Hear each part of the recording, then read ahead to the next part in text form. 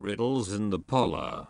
Perhaps I should warn you, Your Grace, outwitting a troll was child's play, but outwitting Donnacha's brother Emil will be much harder. Luddy warned King Richard.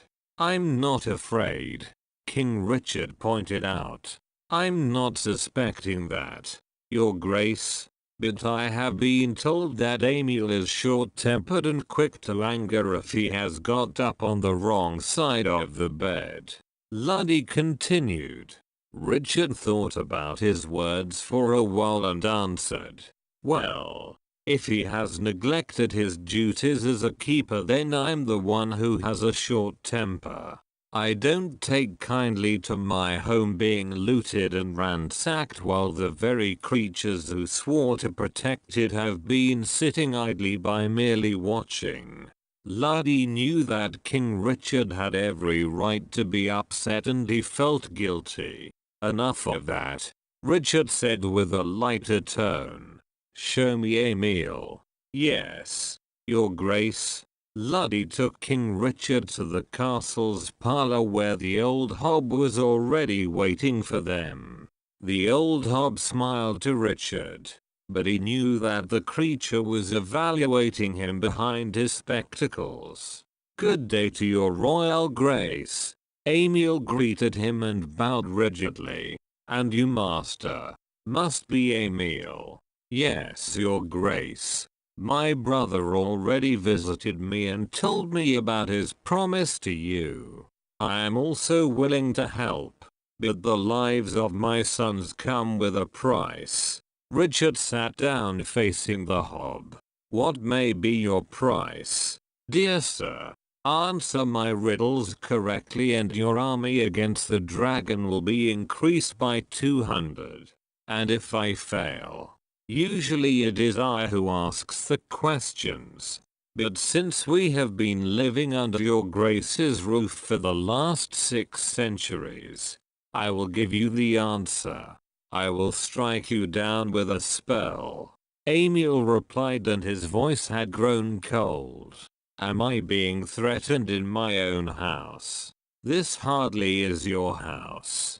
This belongs to the Robin Good fellow. But you can have it back if you are the man you once were. King Richard crossed his legs. Ask your riddles then. Emil smiled and Richard managed to get a short glimpse of his few rotten teeth. 2 little princes were murdered in the Tower of London. The Constable Brackenbury claims the servant is guilty. The servant Tyrrell says the doctor did it. The Bishop Morton swears in the name of the Almighty that he didn't kill the boys. The Doctor Argentine says the servant is lying. If only one speaks the truth, then who killed the princes? King Richard sat silently in his chair and listened to Emil's words, his eyes shut. Well, your grace. Richard opened his eyes and replied. Then I must say that the bishop is guilty of both sacrilege and murder. Self-satisfied look in Emil's eyes disappeared. How do you know that? When I held my previous post as a judge in the north, I met plenty of people who were lying through their teeth as they wanted either to save their own necks or get away with something. So when all the rest are blaming each other at the murder scene, the bishop is swearing that at least it wasn't him, when it surely was. He had no other to blame than himself. And blasphemy from a bishop is most unwise. Emil looked at King Richard in amazement. But then his old doubting look came back and he continued. If that was far too easy for you, then here is the next one. They follow the king and the beggar, but only as they pass. Dress yourself in a mourning cloak and they are darker still. Always they flee the fire, though without the day there would be none. King Richard stretched in his chair and felt how a beam of sun warmed his arm. Then he looked upon the floor tiles and saw his shadow. Even the highest kings and lowest of beggars have a shadow. It follows me wherever I go. But for its existence it has the sun to thank. Emil's eyes flamed in anger. You cheated. How could I have done such a thing? I am an honorable man. King Richard's words seemed only to add fuel to Emil's rage, and he was about to raise his hand to cast a killing spell upon the king. But Richard reminded him of his promise. Now, Master Hob, remember to honor our deal of fair play.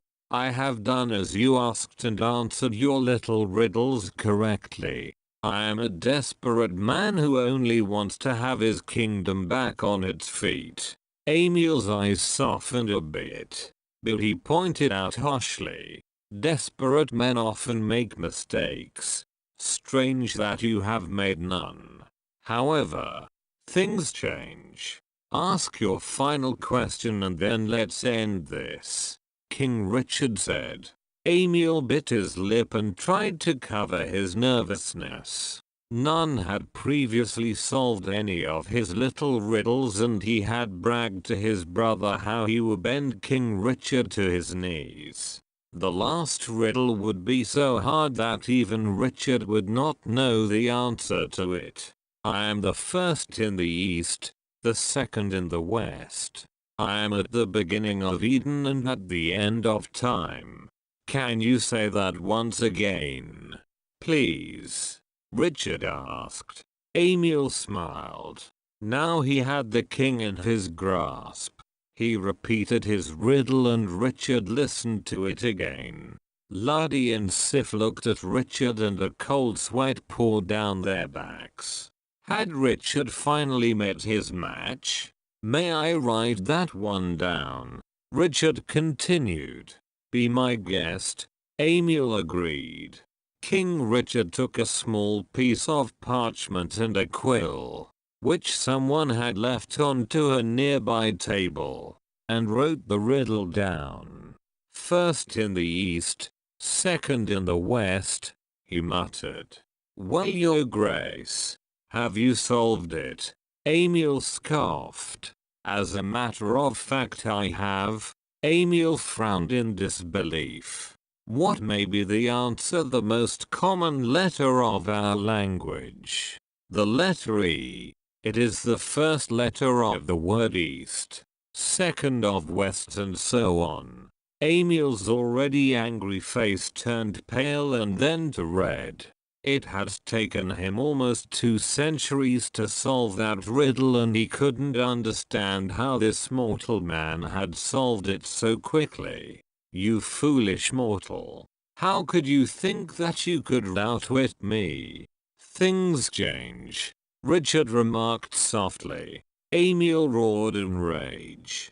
Calm now, Master Emil. Remember what you promised me. Richard reminded him gently. When the hob raged, the old hob fumed like an angry ox and screamed, You may have my sons, but I will never forgive you if even one of them dies because of you. I would expect nothing less from a loving father. This seemed to puzzle the old hob, and his rage calmed a bit. You wouldn't.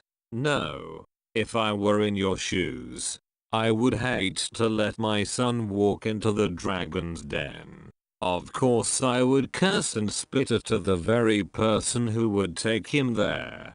But there is one thing with which I may comfort myself. What is that? King Richard leaned forward and said, If I win, then none of your sons would have died in vain. Sudden tears filled the hob's eyes. Will you honor their memory each passing day for the rest of your life? I will. Now a genuine happy smile came to Emil's face. You truly are worthy of your crown, your grace. I shall call my sons to arm immediately. I thank you, Master Emil. Now, your grace, go to see our clan leader Robin Goodfellow. He will also help you, Emil instructed before he vanished.